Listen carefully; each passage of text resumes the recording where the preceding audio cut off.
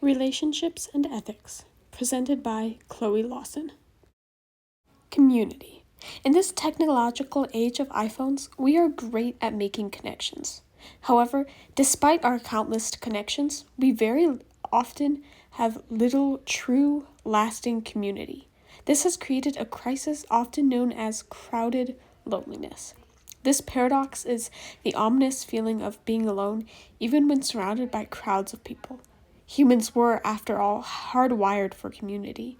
Although his whole creation was good, there was one thing that God did not find so. It is not good for man to be alone. We were made for community. Blessedly, God has provided us with numerous beautiful communities in our life. Parents are often our first relationship, and thus one of our most important. The relationship we have with our parents in our early years and later will likely determine what many of our future relationships look like. If our parents hurt us, we often hurt others because that is what we know. If our parents love us, however, then we will likely love others because we know love to be good. The responsibility of a parent is thus a huge one. A parent teaches us lessons that stick with us throughout our lives. Godly parents are a child's first example of what love and devotion to Jesus look like. Siblings.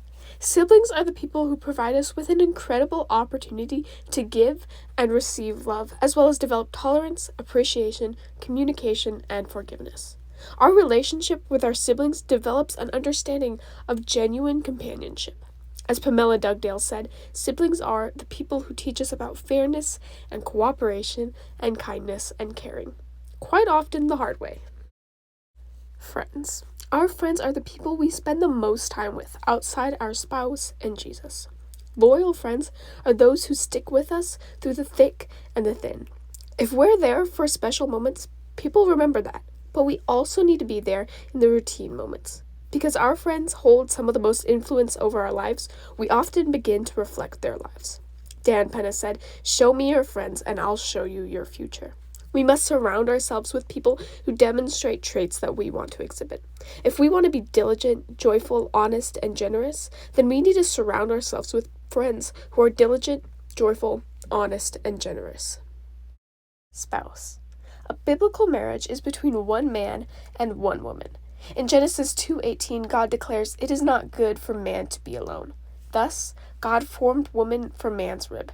In Matthew 19:5, Jesus says, "For this reason, a man will leave his father and mother and be united to his wife, and the two will become one flesh." Outside of our relationship with Jesus Christ, our marriage is our most important relationship. C.S. Lewis said, "Love is not merely a feeling.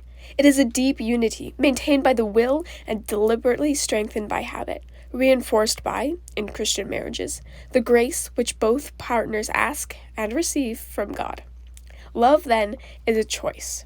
While the world tells us to marry the person we love, the Bible tells us to love the person we marry. To love our spouse is a conscientious choice we have to make day in and day out. Church. Hebrews 10:24-25 says, "Let us think of ways to motivate one another to acts of love and good works. And let us not neglect our meeting together, as some people do, but encourage one another, especially now that the day of his return is drawing near." Dietrich Bonhoeffer explained that community of the church is through and in Jesus Christ, and that no Christian community is more or less than this. We grow together in the church because we weren't meant to grow alone. This calls for active participation in the church, not merely observation. And finally, God. God should always be our number one relationship, above even our closest friends and our spouse.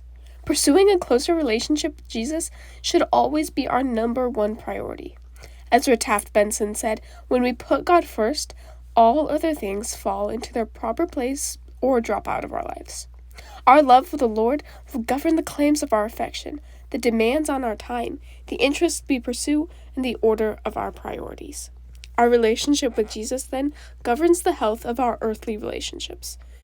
If we don't prioritize our relationship with our Heavenly Father, then our earthly relationships will likely fall apart. However, if we do prioritize our relationship with Jesus above all others, then our earthly relationships will likely thrive. God made us for community, and when we seek Him first, all other things fall into their proper place.